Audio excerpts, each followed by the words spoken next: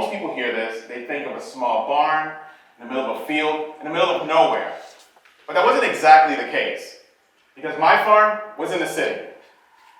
Now, I want you to imagine you get out of work, you take a long drive, and you go across town, and you arrive to a dimly lit warehouse that's covered in snow. You walk up to the door, you yank it open, and then warm dust of air rushes to your face. And the next thing you are inside of that space, basking in the glow of pink grow lights, soft music, and the smell of fresh plants. As you make your way towards your tiny little greenhouse here at staff, you walk up to the greenhouse and you open it, and your eyes fixate on the grape tomatoes that you've been anticipating for the past 2 weeks. You reach out, grab it, eat it, and you think to yourself, how could I be so lucky? That was my life for the past 4 years as I lived and farmed inside of the world's first indoor community garden. And this is something I want everybody else to be able to experience as well. The farming part, not the living in a warehouse part, of course. But I want to get a little bit more real with you guys here and let you know that agriculture is in a crisis. Cities are getting more populated, and they are getting harder to feed. Farmers are getting older, their children are leaving home, and never to return to their agrarian roots. And with about half of farmers set to retire within the next 10 years, there's no one there to take their place. And if this isn't enough to scare you, what if I told you that land developers and multinational corporations are snapping up acres of farmland faster than you can sing, Old MacDonald had a farm.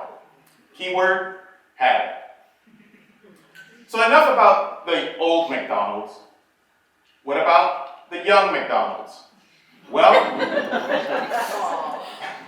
new and beginner farmers are met with insurmountable barriers to entry, ranging from lack of access to land, capital, and even resources. And with all other factors combined, we may be looking into a world where most of our farmland is owned by governments or corporations. And we have to ask ourselves, is that something that we are completely comfortable with? And what can we do about it if we're not? Well, there's only one solution, and that is a revolution. An agricultural one, that is. Humanity has gone through 4 agricultural revolutions. And agricultural revolution can be described as a period of time where the methods of cultivation, processing, and harvesting, and even the technology has changed that has led to an increase in the food supply.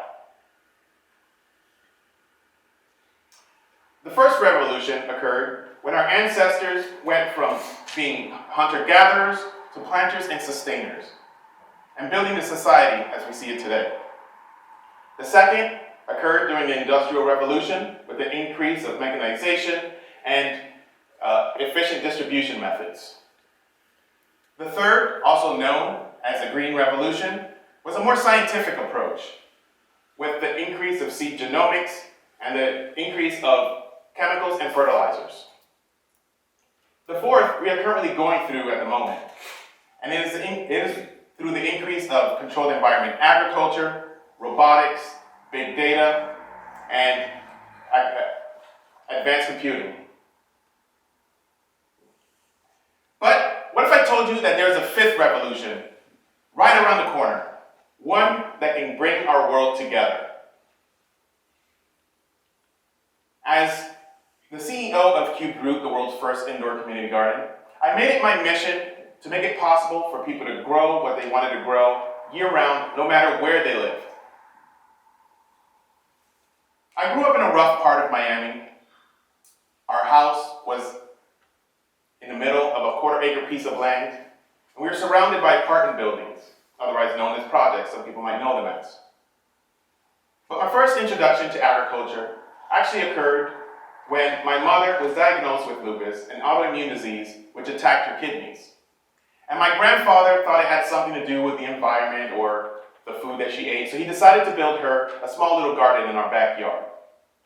And this amount of land that we had naturally bred jealousy and bullying and harassment from the neighbors.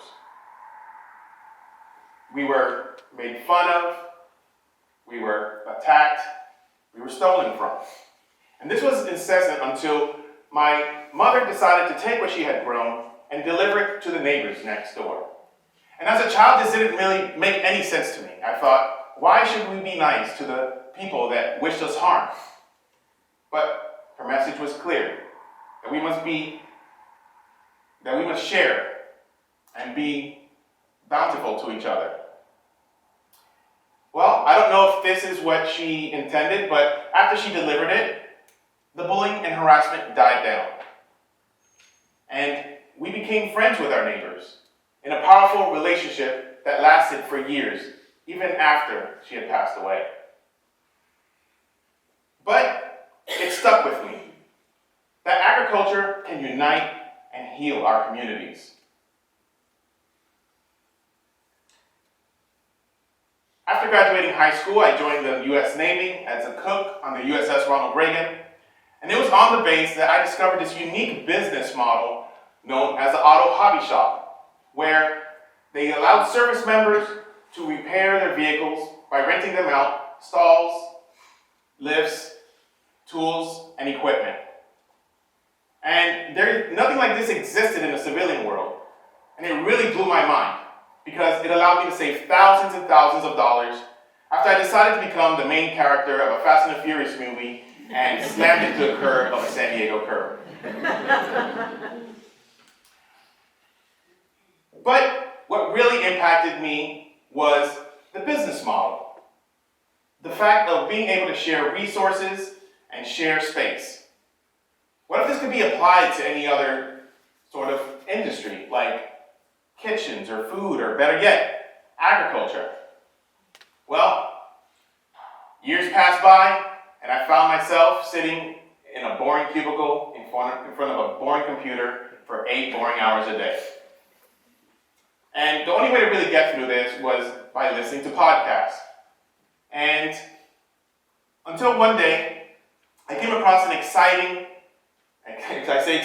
episode about broccoli sprouts. And I know what you're all thinking. You fought boredom by trying to listen to a podcast about sprouts. Yeah, it was that bad. But the more that I learned about this superfood, I also learned that it was expensive to buy them. So, being the cheapskate that most people know me as, I decided to grow my own.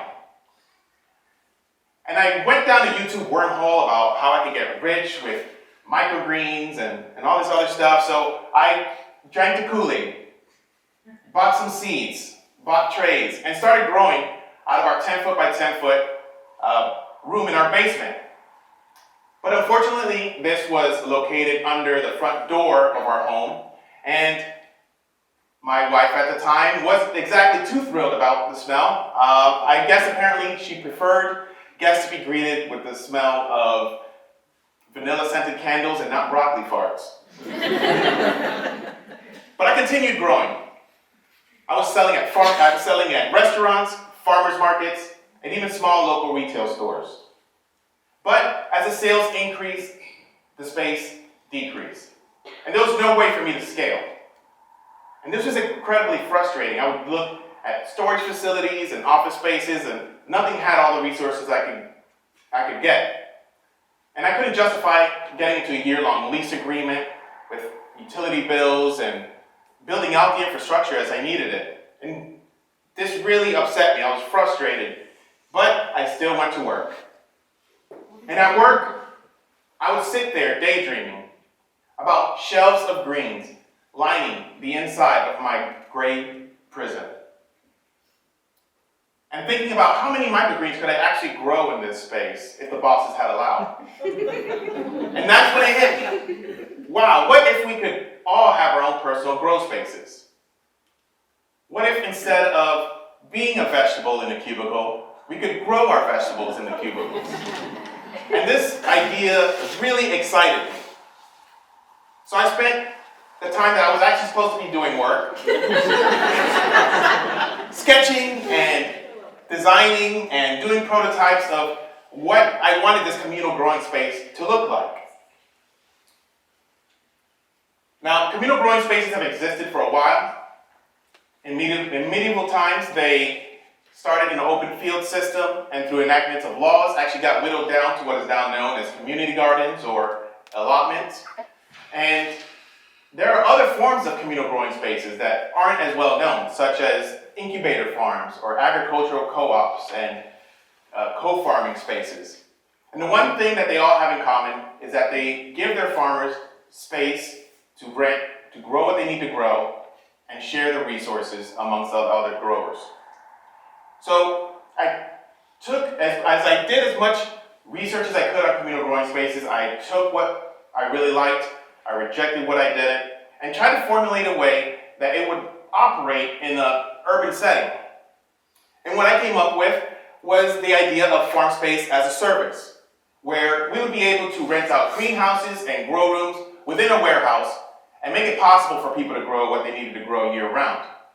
And also be providing them with resources and tools and community as well.